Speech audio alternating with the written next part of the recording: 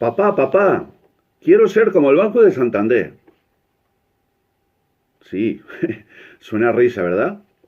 Imaginaros un niño, vuestro hijo, que, bueno, partiendo de un supuesto que obviamente un niño no tiene capacidad para eso, pero imaginemos por un momento que ese chavalín o ese adolescente, que ese ya se entera un poquito más de las cosas, pues lee ciertas informaciones periodísticas, las verifica y llega a la conclusión, digo, oye, yo quiero ser como el Banco de Santander. Papá, papá, quiero ser como el Banco de Santander.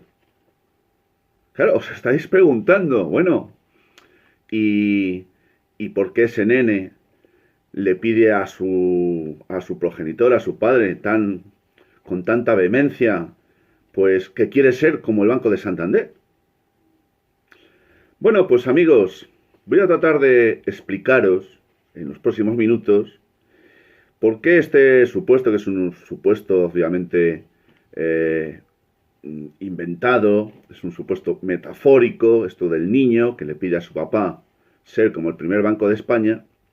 Sin embargo, tiene muchas, sí, tiene su razón de ser. Y voy a tratar de exponeros el porqué. Porque claro, cuando uno se siente protegido como nadie, cuando uno es el favorito del establishment, cuando uno goza de práctica impunidad fáctica, haga lo que haga, pues uno puede tener la sensación de sentirse un ser privilegiado. Y claro, ese supuesto nene, pues no le disgustaría la idea de ser precisamente eso, un favorito del sistema, un ultraprotegido y también de gozar de impunidad fáctica. Sí, amigos, sí. Sí, amigos, sí. Lo que voy a contaros os va a indignar, pero es que es una realidad que podéis verificar por vosotros mismos y es absolutamente vergonzosa y vergonzante lo que voy a contaros. Así que sin más preámbulos y sin más misterios, vamos con el tema. Bienvenidos, amigos, un día más. Gracias por elegir la Ventana Esmeralda. Resulta ser, amigos, que el pasado día 3 de febrero de este año 2021, obviamente, el primer Banco de España declaró haber obtenido 5.081 millones de euros de beneficio ordinario. Una cantidad nada desdeñable, obviamente. 5.081 millones. Con que me hicieran llegar unos cuantos céntimos o un porcentaje en concepto de céntimos de esa cantidad, me daría por satisfecho. Bueno, pues resulta que en el año 2015, el primer Banco de España, el de la llamita, pues fue objeto de una sanción por haber violentado la normativa recaudatoria en materia de impuestos, concretamente del impuesto de sociedades. Y esa sanción le vino impuesta por la Delegación de Grandes Contribuyentes de la Agencia Tributaria. Bueno, se le impuso, en concepto de esa sanción, una cantidad a pagar de 36 millones y medio de euros, que viene a representar aproximadamente el 0,7% de la cantidad a la que antes me acabo de referir, obtenida en el año 2020 y dada a conocer públicamente el 3 de marzo de este año 2021 de 5.081 millones de euros. Bueno, pues el primer Banco de España no estuvo de acuerdo con esta sanción impuesta. Está absolutamente en su derecho de poder recurrir, como cualquier otro puede hacerlo, ¿verdad? Interpuso un recurso ante el Tribunal Económico Administrativo Central y este ratificó la resolución adoptada por la Delegación de Grandes Contribuyentes. Es decir, que no atendió la solicitud objeto de recurso por parte del Banco de Santander en este caso. Pero este no se quedó ahí. y haciendo uso legítimo del derecho que le corresponde, fue más allá, dio un paso adelante más y presentó lo que se conoce como un recurso en lo contencioso administrativo ante la Audiencia Nacional. Bueno, pues, atención, que vienen curvas. Agarrarlos bien al sillón, no vaya a ser que igual os asustéis, o mejor dicho, os caigáis del susto que os vais a llevar. Resulta ser que la sección correspondiente de la Audiencia Nacional de lo Contencioso Administrativo, la Sala, concretamente, concluyó que había que suspender la ejecución del acuerdo adoptado por el Tribunal Económico Administrativo Central, imponiendo al Banco de la Llamita 36,5 millones de euros por haber conculcado la normativa en materia del impuesto de sociedades. Sí, acordó la suspensión, atención. Pero es que eso no es lo más importante, lo más gordo. Lo más importante y lo más gordo es conocer el por qué lo hizo. Pues os voy a leer exactamente qué es lo que presentó el Banco de la Llamita, alegando que, oye, que es que esos 36,5 millones de euros que me vais a poner me causaría perjuicios irreparables si tuviera que finalmente pagar esa cantidad a la agencia tributaria. Hace falta tener cara dura para alegar que le causaría a la estructura económico-financiera del primer Banco de España, le causaría efectos, o mejor dicho, perjuicios irreparables el pago de 36,5 millones de euros. Sí, como lo oís. Y esta alegación no solo fue tenida en cuenta por la Audiencia Nacional, sino que finalmente dictó un auto acordando la suspensión de la ejecución de la decisión tomada en su momento por el Tribunal Económico Administrativo Central. Bien, vamos un poquito más adelante. Veréis, resulta ser que nuestros amigos del Tribunal Supremo concluyeron en su momento, atención, sentencia 25 de marzo del año 2015, que es notorio que la aplicación de la sentencia en materia de cláusula suelo consistente en devolver las cantidades cobradas indebidamente, hecho que el propio Tribunal Supremo confirmó como tal, a cientos de miles de españoles que habían pagado, insisto, los intereses correspondientes a las famosas cláusulas suelo de manera indebida, llegó a la conclusión de que era notorio y palpable que si se aplicaba con carácter retroactivo una decisión como esta, generaría un perjuicio irreparable al orden económico, atención, al orden económico imperante. Es decir, al Tribunal Supremo le importa 3 pitos el perjuicio que se haya podido causar a tu economía, a tus empresas, al desarrollo de la vida habitual que tienes con tus hijos, a la ruina que haya podido causarte este problema, del que no tienes ninguna responsabilidad. Eso no tiene ninguna importancia. Lo único importante aquí es el daño irreparable, entre comillas, que podía causarse al orden económico. En este caso concreto, pues de unos cuantos bancos que habían aplicado esas cláusulas suelo en los términos que ya todos conocemos. Repito, es notorio que la retroactividad de la sentencia generaría el riesgo de trastornos graves con trascendencia al orden público económico. Y he leído textualmente y entrecomillado. Pero es que, amigos, vamos más lejos.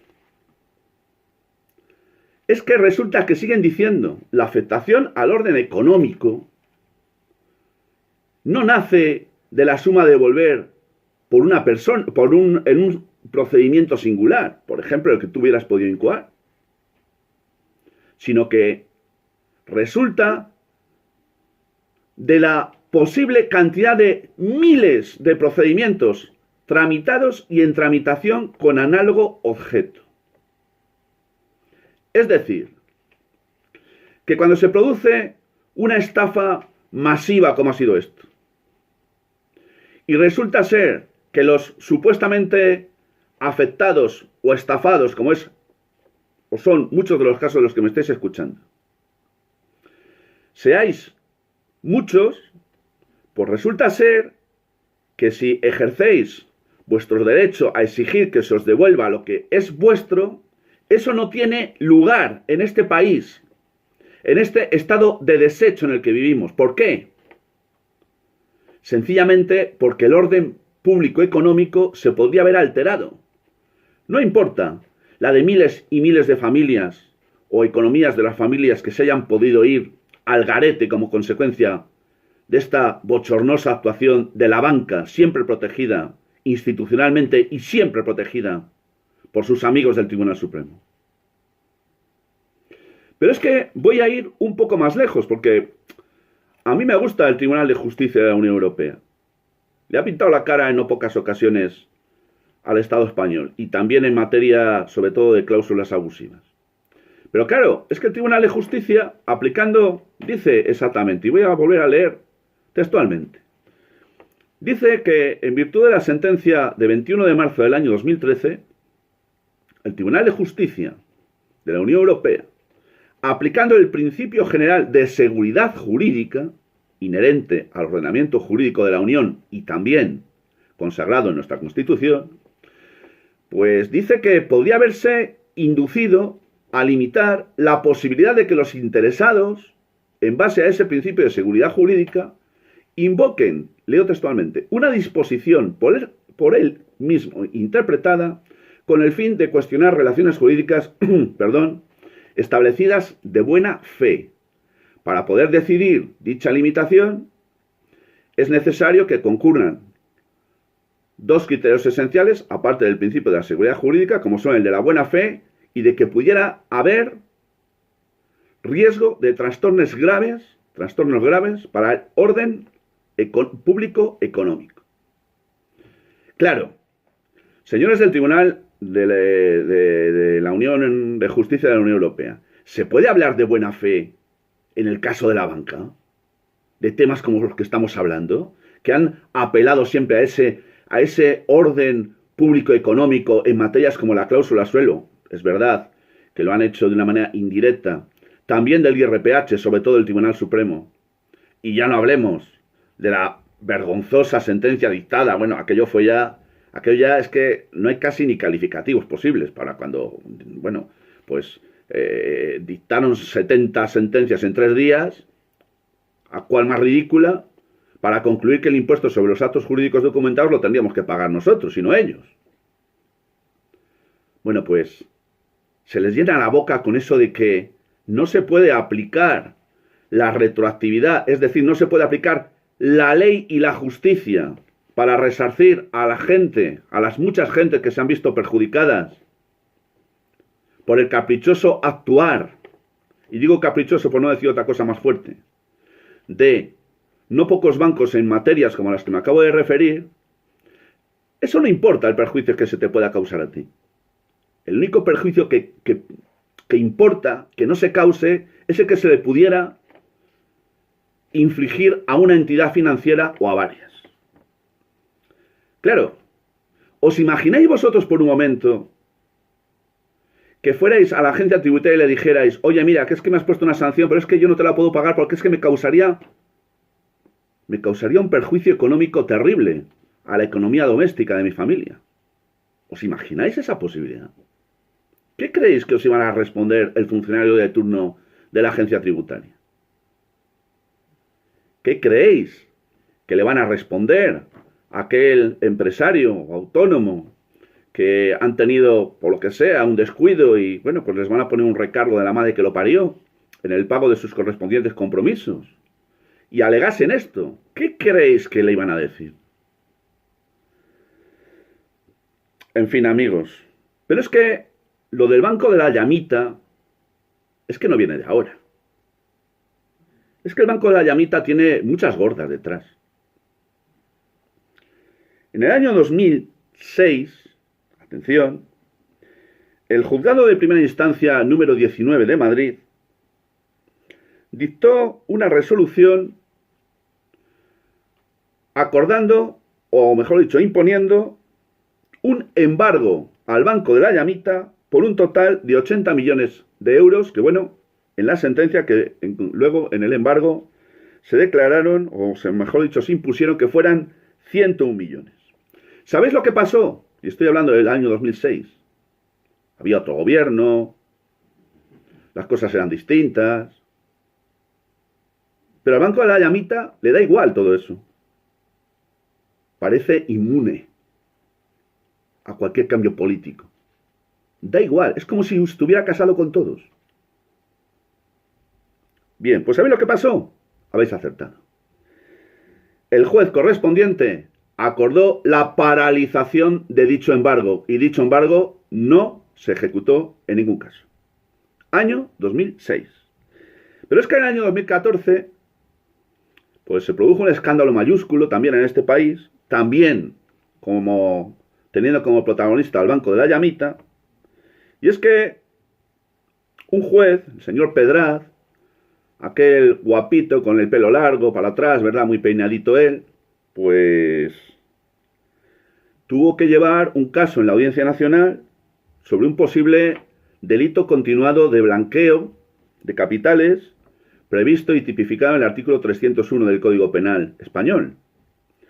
Bueno, pues con informes, y además varios, periciales del Banco de España, avalando ese posible o presunto delito continuado de un delito de blanqueo de capitales, pues el juez correspondiente al que me acabo de referir, y no le voy a nombrar otra vez porque no se merece ni que se le mente, pues acordó que ninguna de las 30 operaciones que había estado examinando, pues había motivos suficientes como para accionar y condenar al Banco de la Llamita.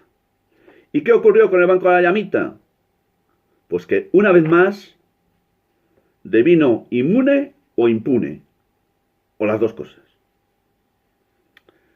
Bueno, creo que con esto es más que suficiente, amigos.